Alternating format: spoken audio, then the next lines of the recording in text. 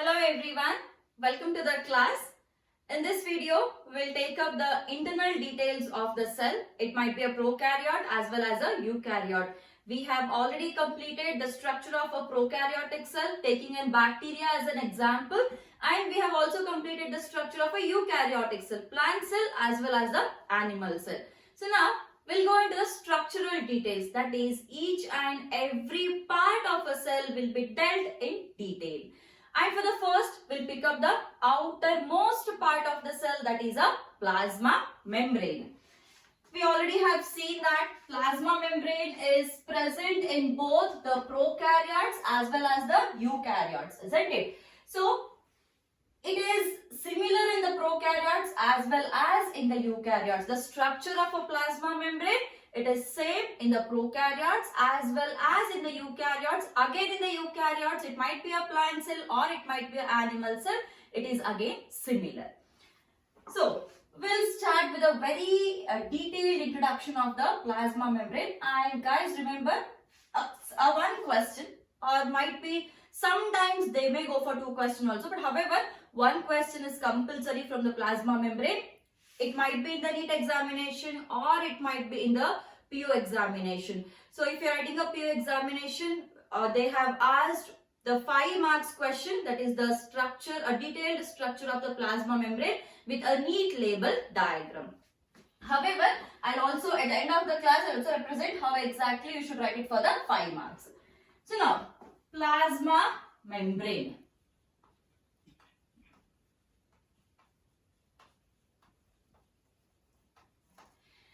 See, up to 1950s, what had happened? There was no there was no instruments to see the detailed structure of the plasma membrane. However, after 1950s, by the advent of introduction of the electron microscope, we already have seen how exactly electron microscope has helped us, isn't it? So, after the invention of the electron microscope, scientists were able to see the detailed structure of the plasma membrane, and especially that structure was studied in human RBC. It was studied in human RBC. Remember this point, very important. A detailed structure of the plasma membrane on onset, at the very beginning, it was studied in the human RBC. And when they studied human RBC, what they got to know was, in the plasma membrane, the plasma membrane is made up of two important components. And the first one is lipids. First one is a lipids and second one is a protein. First one, it is a lipids and second one in a protein. And if you take an example of human RBC only or an human erythrocyte, here there are around 52% of proteins present and around 40% of lipids are present in a human erythrocyte plasma membrane. See, if this is a RBC, okay, if this is a RBC, then this layer is called as the plasma membrane of RBC, and this plasma membrane, it consists of around 40% of the lipids and 52% of the proteins. Then how about the other components? So this is almost making up to 92%. What are the other 8% components? So other components which are present here is, one important component is carbohydrate.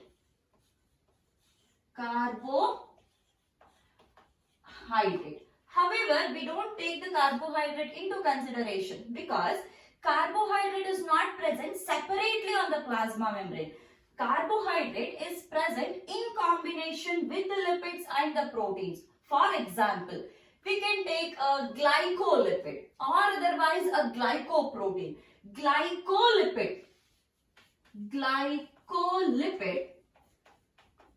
which simply means that glyco means a carbohydrate, isn't it? Which simply means here that a carbohydrate is present with the lipid.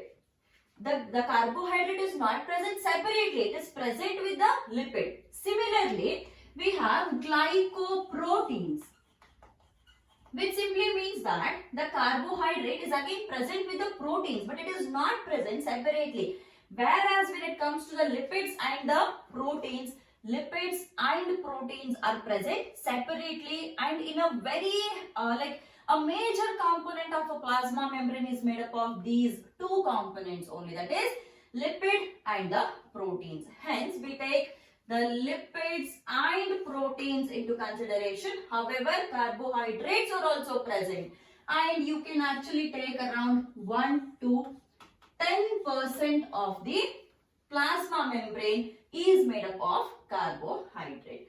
So, which are the three major constituents, or otherwise many a times they can just ask it as two constituents. Which are the two major constituents of the plasma membrane? It is the lipids and the proteins. And one important question which has been repeated many a times in the NEET is, what is the percentage of the lipids and proteins in the plasma membrane of the human RBC, or otherwise human erythrocyte? Remember, it is the 40% of lipids and 52% of the proteins are present in the plasma membrane of human erythrocyte or the RBC. So now we will see which are the different types of lipids present and which are the different types of the proteins present. We will first see the lipids, how exactly the lipids are arranged and what are the lipids. Coming to the lipids which are present in the plasma membrane are the phospholipids.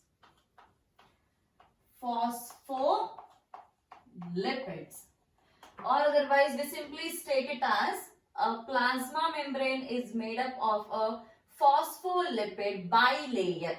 However, the structure that we will see a bit later, we will first study the components. Lipids, the main lipids present in the plasma membrane are the phospholipids. How exactly a lipid is present? A structure of a phospholipid, this is how a structure of a single phospholipid looks like. This is the head and this is a tail. Now, this head is a hydrophilic, this is an hydrophilic head, and this is hydrophobic tail. A hydrophilic head and a hydrophobic tail. Now, this hydrophilic head, this is a polar head. A hydrophilic head is a polar head. What do you mean by hydrophilic and hydrophobic? Hydrophilic means a molecule which usually loves to be with the water. That is, we shall split the word hydrophilic and hydrophobic. We'll take up this hydrophobic only. If you split this, hydro means water, phobic means fear. Phobic means fear, philic it means love. So hydro is water. So a molecule which fears to be with the water, a molecule which loves to be with the water. So here the polar head or the hydrophilic head loves to be with the water, and this hydrophobic tail, it fears to be with the water. So this is how a phospholipid is present. Then coming to the proteins.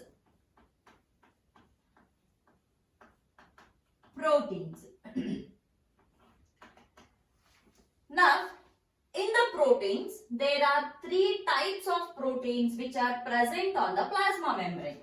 The first one is a carrier protein.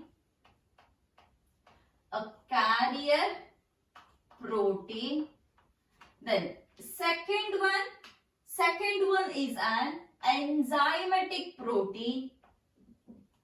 It is an enzymatic protein. And third one is a structural protein. Third one, it is a structural protein. So there are three types of proteins present in the plasma membrane. First one is a carrier protein, second one is an enzymatic protein, and third one is a structural protein. However, to study the structure of the plasma membrane, we don't need the carrier proteins and the enzymatic proteins. But however, we'll see what are those. Carrier proteins. If you remember the concept of facilitated diffusion. What is facilitated diffusion? Facilitated diffusion is diffusion of the molecules across the membrane using some carrier proteins, isn't it? So we have seen how exactly the uniport works, antiport works, and symport works, which simply means that those carrier proteins which usually facilitate the diffusion or the transport of the molecules across the membrane, those proteins are nothing but the carrier proteins. Then enzymatic proteins. A few proteins, they usually have catalytic function on the plasma membrane, and those proteins which have got the catalytic function are called as the enzymatic proteins. Then structural proteins. These are the proteins which we are going to study here now. Structural proteins are the one which builds the layer of the plasma membrane. So if this is the plasma membrane, then the structural proteins will construct the plasma membrane. Carrier proteins, they just help in the movement of the molecules in and out. Enzymatic proteins, they just undergo some catalytic activity. But however, who is building the plasma membrane? It is the structural proteins which are building the plasma membrane. And we are majorly concentrating on these structural proteins.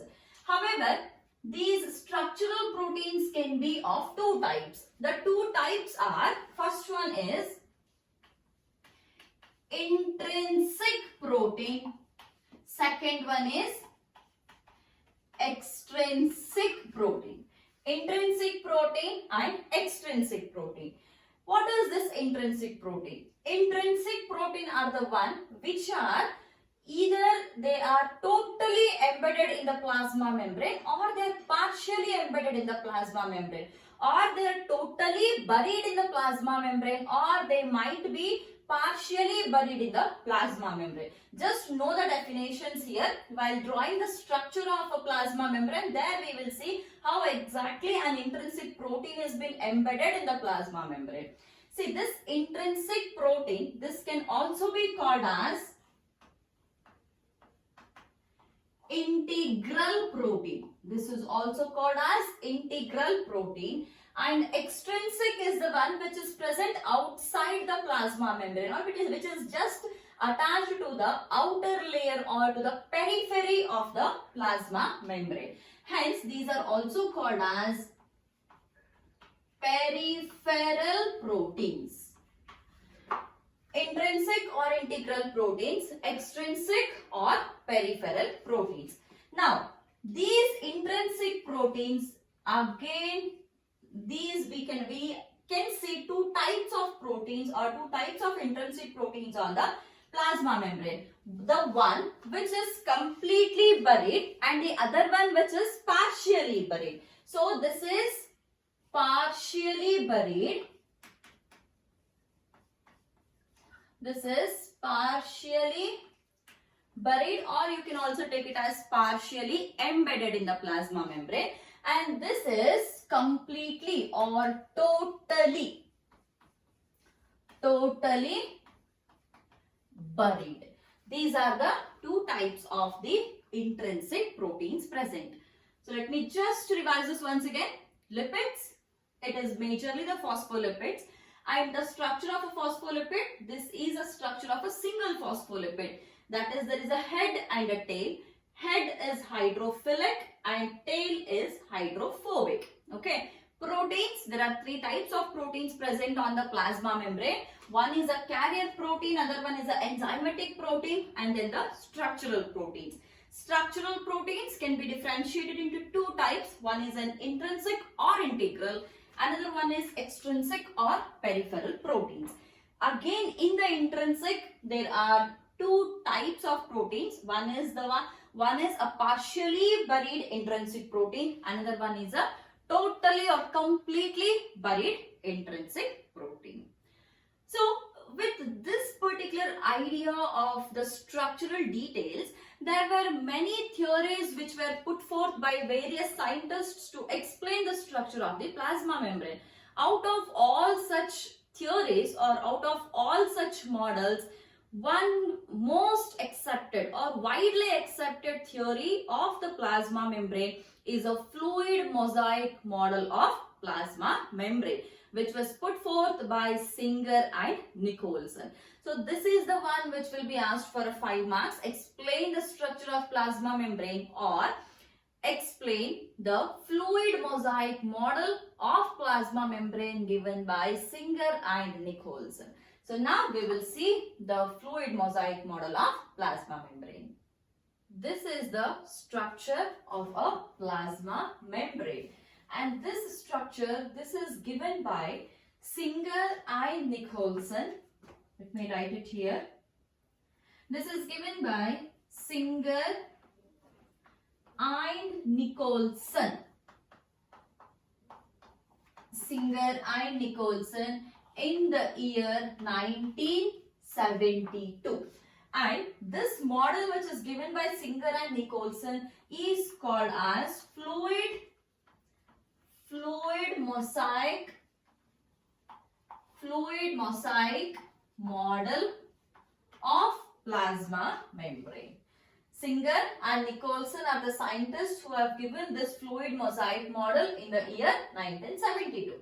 So according to this particular model, the plasma membrane is a bilipid layer or it is a bilayer. See, this is a first layer where we have one set of the phospholipids, and this is a second layer where we have the next set of the phospholipids. So this is the first layer and second layer, 2 layers. Hence it is called as a bilayer of the phospholipids. I have written it here. This is the phospholipid bilayer. And in this phospholipid bilayer, let's imagine this is a plasma membrane and this is the outer side of the membrane and this is the inner side of the membrane. However, the cell, okay, the cells, there will be many cells, and between each cell sometimes there may be a intermembrane space or intercellular spaces, and sometimes there may not be intercellular spaces present. However, the cells usually are suspended in the fluid, isn't it? So the outer faces of the plasma membrane will be exposed to the fluids, and fluid is nothing but the water content. Hence, the outer surface of the plasma membrane is all made up of the hydrophilic heads which loves to stay with the water. So there is no problem if they come in contact with the water. However, these tails are hydrophobic in nature and they have to be protected from the water. Hence, the hydrophobic tails are present inside and they are being protected by these hydrophilic heads or the polar heads. These are the polar heads and these are the non-polar tails.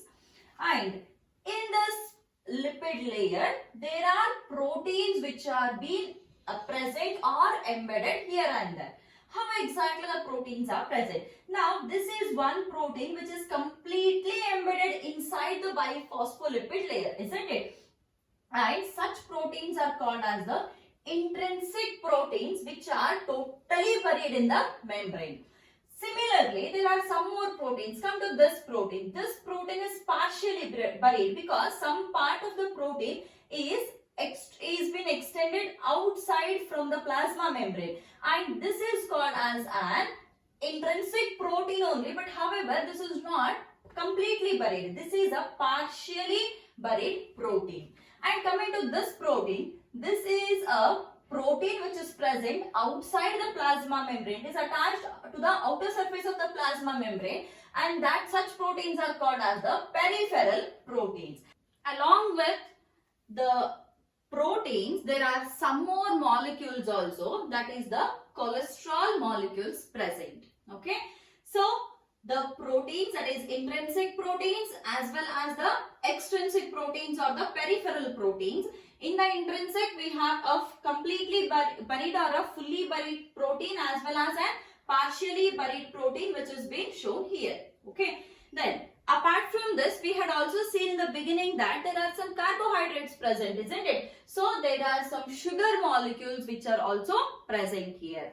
Now, this particular layer of the plasma membrane, this is being called as, or there is a statement which is being put forth by Singer and Nicholson, and according to them, the statement goes something like this. The icebergs of the proteins, okay, they have imagined or they have given an imaginary statement. So many a times they have asked this particular statement, so be very careful with this. It is the icebergs of the proteins floats in the sea of phospholipids. Let me write it. Okay, I'll write it here. The icebergs of proteins,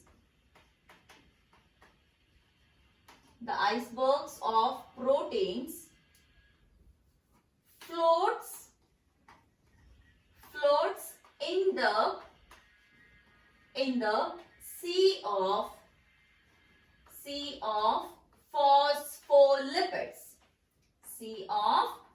phospholipids. So when you see the structure of the plasma membrane in an electron microscope, how exactly it looks is, it looks like it is a sea of a phospholipid in which the protein icebergs are being floating here and there. So this is an imaginary statement which is being given by Singer and Nicholson. So this is about the fluid mosaic model of the plasma membrane which is given by Singer and Nicholson. According to this statement, or on the basis of this particular statement, they have also put forth one more name for this particular plasma membrane. That is, the plasma membrane is a quasi-fluid. It is a quasi-fluid structure. A quasi-fluid structure, which is a semi-fluid structure. It means that it is not completely fluid. There are some molecules which are present. Hence, it is called as a quasi-fluid structure because in the sea of the phospholipid, there are some icebergs floating on it. So, this is about the structure of the plasma membrane. In the next video, we'll take up the functions of the plasma membrane. See, we can actually merge the video, but why I'm keeping the functions of the plasma membrane separately is because it's very, very important. You can expect many number of questions because there are many concepts which you have to learn in the functions of the plasma membrane. Anyways guys, I'll see you in the next class with the concepts of the functions of the plasma membrane. Thank you.